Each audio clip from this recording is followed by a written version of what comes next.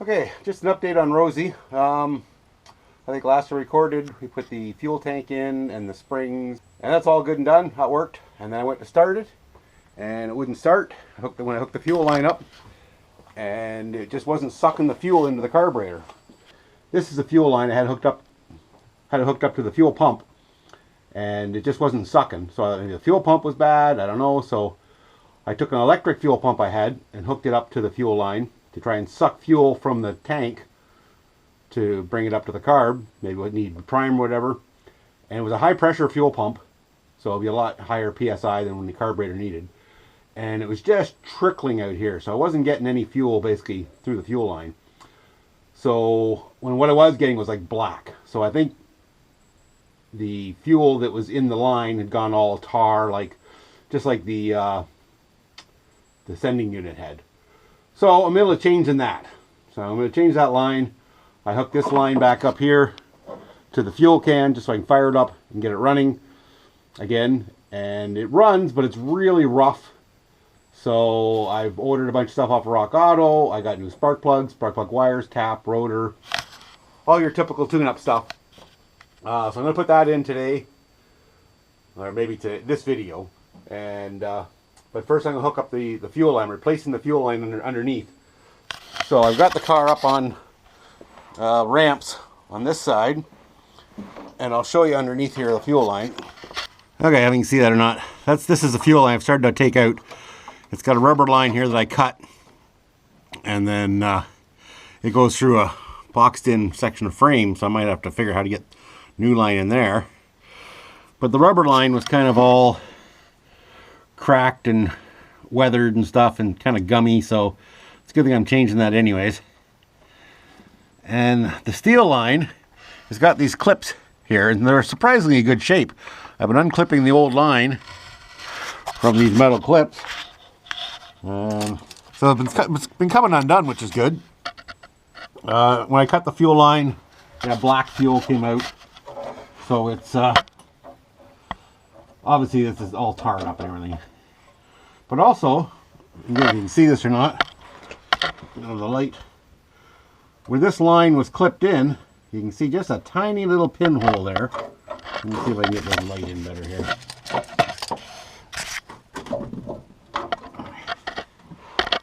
Just a tiny little pinhole there.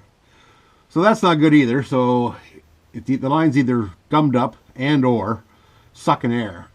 So that's going to make it hard to prime and everything. So I'm replacing this whole line right from the tank to the carburetor. And yeah, and eliminate that problem. So then hopefully then she'll get fuel easier, and then we can so I can do the tune-up stuff, change the oil filter, air filter, plugs, wires, cap, rotor, all that crap. So while we're under here though, I can see one big patch in the floor. Again, I don't know what you can see here, right here, and it's patched from the inside and it's welded. But he didn't even cut this clean. He just kind of put over top of this. So I'm not sure I'm going to do it with this. This is the only spot on the floor that's like this. Even this is the passenger side. The driver's side actually looks original and is solid. So it's weird that the passenger side rotted out. But it is a 56-year-old car, so I expect some rot. But I was hoping the bodywork was done a little better. But he's just left this and put metal on the inside. May look good from the inside, but from the outside. So it's solid and everything. But I might see if I can buy just a quarter part of a floor pan that's this is, let me think here. The door here. This is underneath the front seat. It's not even where the feet go. Because there's your bolts for the seats. There and there. And there's another spot that he's kind of patched. There's metal underneath here, but he just went over top of the original metal. Couldn't clean it up or anything. So it's weird that it's rotted underneath the... Oh, that's probably the footwell for the back seat.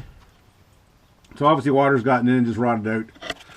The driver's side, if you get over there, looks to be all original. You're probably upside down here. Let me fix that. There, the Driver's side looks all original and good. I'm going to clean it up to double check and everything, but and eventually I'm going to pull the seats and the carpet and everything out of the car and go over the inside. But the cross member there, that's where your torsion bars go into. It's all good and solid. Frame rails look good. What was that there? There's one little spot. I don't know if I can get the light in here. Right here looks a little punky there. I'm not sure. There's supposed to be a hole there. Probably a drain hole, kind of like here. It's just maybe expanded a bit. I don't know. I'll weld a piece in there, but I gotta get the fuel line out of there first. And I might even not run the fuel line back through there. The line comes along and then, like that, loops up. So I might run it along here, closer to the front, and then move it over. I'll wait and see. But right now I'm taking the old line out, replace this with new steel line, and then get hooked to the engine and do the tune-up. But like I said, this is the only disappointing part, was this floor part here, which, you know, expect something when you buy an old project car. But otherwise, she's pretty good.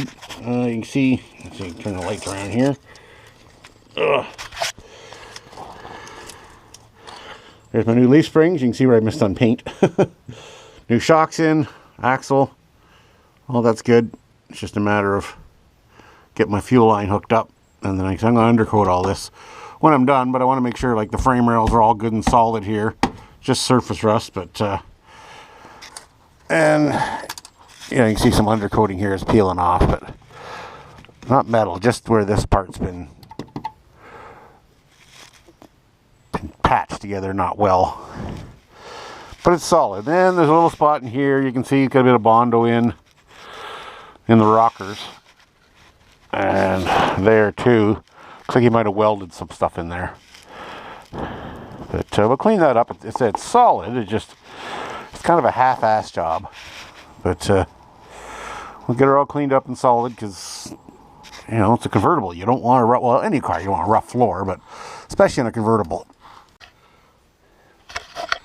Also forgot to mention, got the windshield out. It was cracked, needed to be replaced. And the windshield I pulled from the parts car, unfortunately, is too small. It's apparently the Sport Top has a shorter windshield than the convertible, so it doesn't fit. So got it out, ready for a new one. Need a new windshield. The good thing is though, in here I've seen the other ones that are all rotten. This is all good and solid, which is good. Needs to be cleaned up, but it's not rotted out. So that part's good. So now it's just a matter of finding a new windshield for it. Well, I've found one. I just don't want to pay what they want for it. But I also got a new rad for this too. Down there, I picked up at the Barrie Flea Market. So I'm going to put that in, get the antifreeze in it for the winter and all that, and just clean it up. I want to get it running decent, anyways. I got to probably play with the carburetor, which is a new experience for me because I'm used to fuel injection, so this will be a learning curve. It does run. I've had it running before. It was running when I bought it.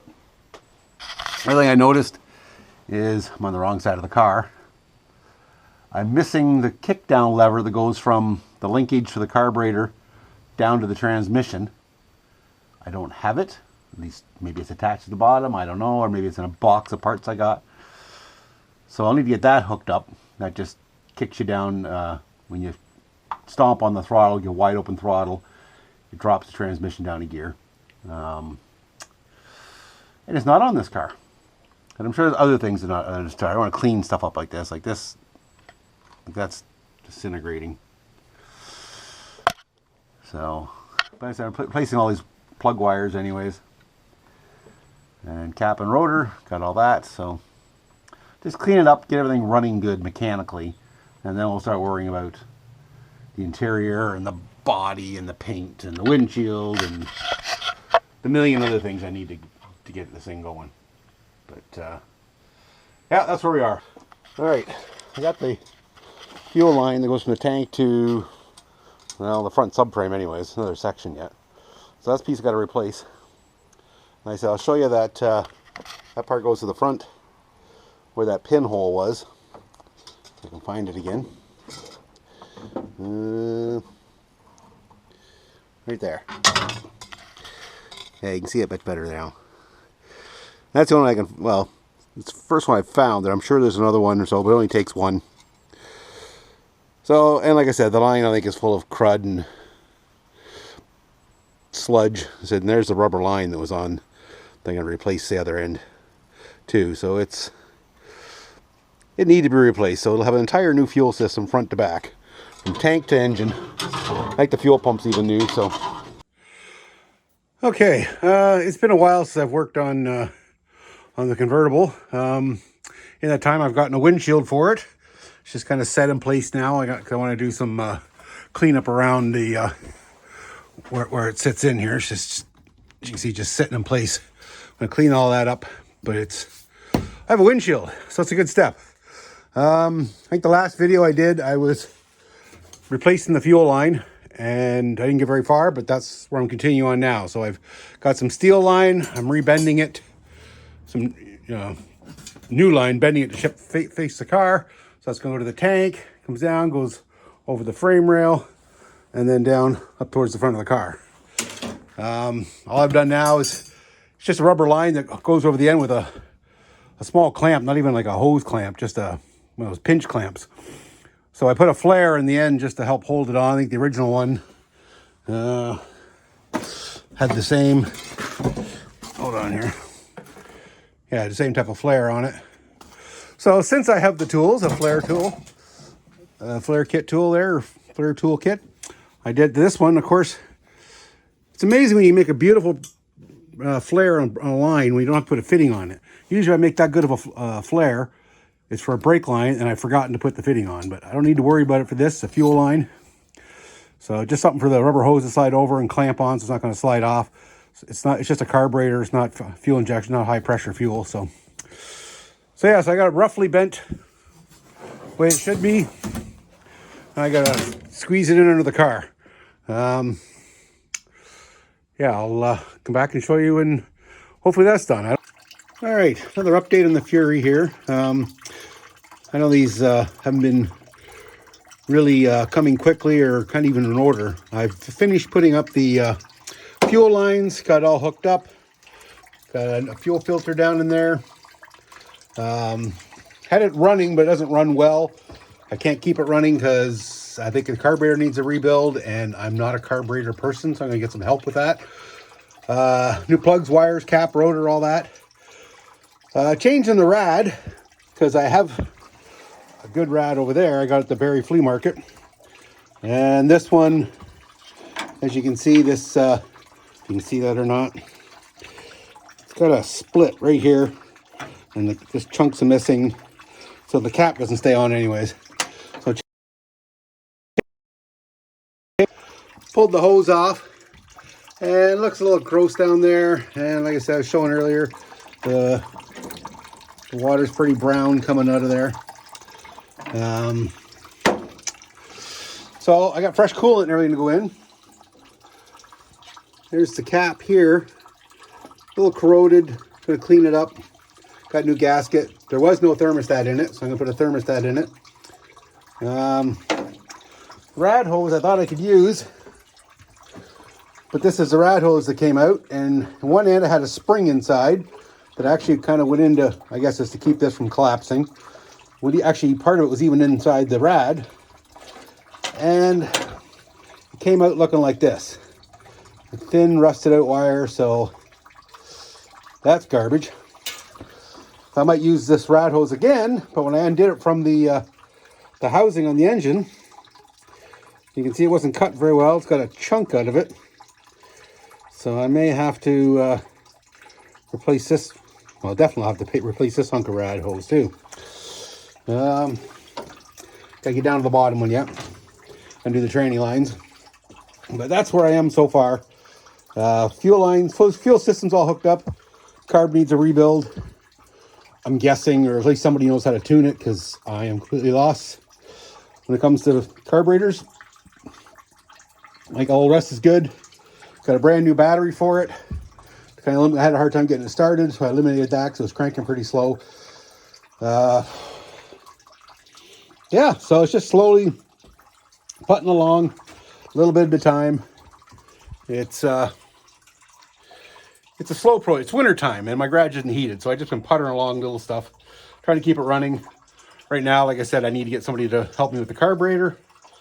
And then I think once we get the rad in and the carburetor sorted out and it's running good again, I will start doing the interior. I'm going to pull the seats out, pull the carpet out. Probably do some work under the dash, get that all sorted out. Because I got some switches, like my heat blower motor doesn't work. The 4-ways sort of work. So I gotta check all electrical connections, stuff like that. Yeah, so that's where I am. It's just intermittent updates, but that's where I am.